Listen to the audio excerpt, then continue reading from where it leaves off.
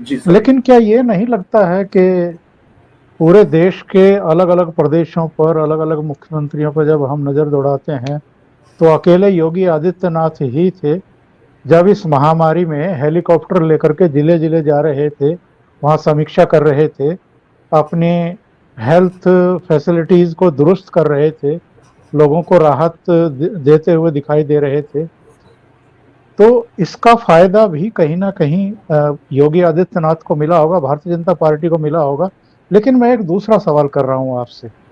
मैं ये जानना चाहता हूं कि इस कोरोना काल में फर्स्ट वेव में भी और सेकंड वेव में भी प्रधानमंत्री नरेंद्र मोदी की तरफ से न केवल उत्तर प्रदेश को बल्कि पूरे भारत को ही, जो खास तौर से 80 करोड़ गरीब जनता है, उसके जो राशन की व्यवस्था की है, उसके जो भोजन की चिंता की है, उसका चूल्हा जलता रहे, उसके यहाँ रसोई गैस पहुंचती रहे, कुछ ना कुछ उसकी जेब में पहुंच जाए। क्या इन कदमों का भी, और जैसे मुख्यमंत्री ने बताया था कि वो मजदूरों की चिंता कर रहे हैं जो काम छोड़ करके प्रदेश में लौटे थे, तो क्या जो जमीन पर ये काम किए गए हैं, चाहे वो केंद्र सरकार की तरफ से या योगी सरकार की तरफ से, क्या उनका भी रिटर्न है इन पंचायत चुनाव में, कहीं उसका भी असर रहा है?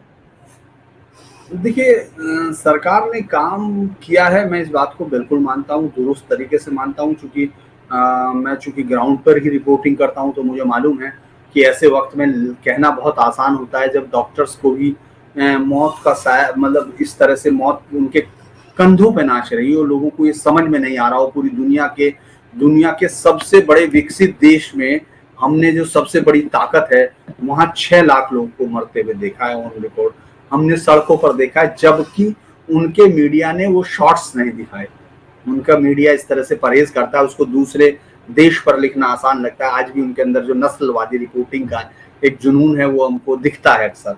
तो लेकिन इसके बावजूद भी मुझे लगता है कि ये तमाम कोशिशें की गई हैं, लेकिन ये एक ऐसी आपदा थी ओंकार जी, कि जो अभी तक हम लोगों ने 80 साल के अपने इतिहास में नहीं देखी। आज़ादी का इतिहास, चूंकि हम लोगों की सरकारों का जो जामा है वो 80 साल की इनका है, देश भर हम लोग 6000 साल 7000 साल की निरंतरता में जीते हैं, तो इसलिए हमारी किस्सों में, हमारे कहानियों में, हमारे आख्यानों में महामारियों की चर्चा होती है। लेकिन आज़ादी के बाद हमने देखा, और हमारा तमाम चीजें एग्जॉस्ट कर गई, हमने अपनी लिमिट, पूरी लिमिट तक देखी। लेकिन इसके बावजूद भी मुझे लगता है कि तमाम कोशिशों के बावजूद भी हमने जो अव्यवस्था होते हुए देखी, जो कि नैसर्गिक था, क्योंकि आपकी तैयारियां नहीं थी। और तैयारियां इसलिए नहीं थी कि इस सरकार ने लापरवाही की, क्योंकि आपकी पहली सरकारों ने जहां लगभग 1.84 1.84 का बजट हो, लगभग 2% से नीचे हेल्थ बजट हो, आप उस देश में इतनी बड़ी आपदा के आने के बाद आप कोई जादू की उम्मीद नहीं कर सकते हैं। मुझे लगता है कि मुख्यमंत्री योगी ने जितना घूमा, जितना वो किया, इतना अभी तक किसी राज्य के मुख्यमंत्री नहीं किया।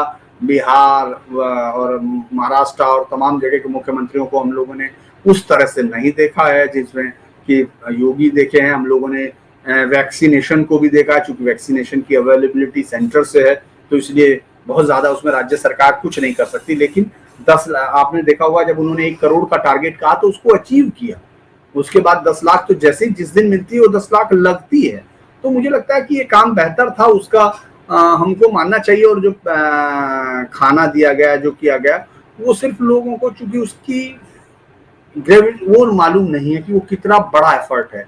लोग उस एफर्ट को जानते नहीं, क्योंकि ज्यादातर हम लोग जो पूरा हमारा ताना बाना है हमारी रिपोर्टिंग का, तो मुझे लगता है कि हम लोगों की रिपोर्टिंग में उन गरीब लोगों का जिक्र भी बेहद कम आता है, जिनके लिए 1 किलो आटा या चावल उनकी जिंदगी का एक दिन या 2 दिन उनका बनता है। तो मुझे लगता है कि जो प्रधानमंत्री मोदी की पहल थी, और जिसको एग्जीक्यूट भी किया गया, यहाँ तक कि आप ये खबर देख रहे हैं, दिल्ली में बटा ही नहीं, इतना ज्यादा आ गया, वो खराब हो गया, पड़ा रहा, उन्होंने बांटा नहीं।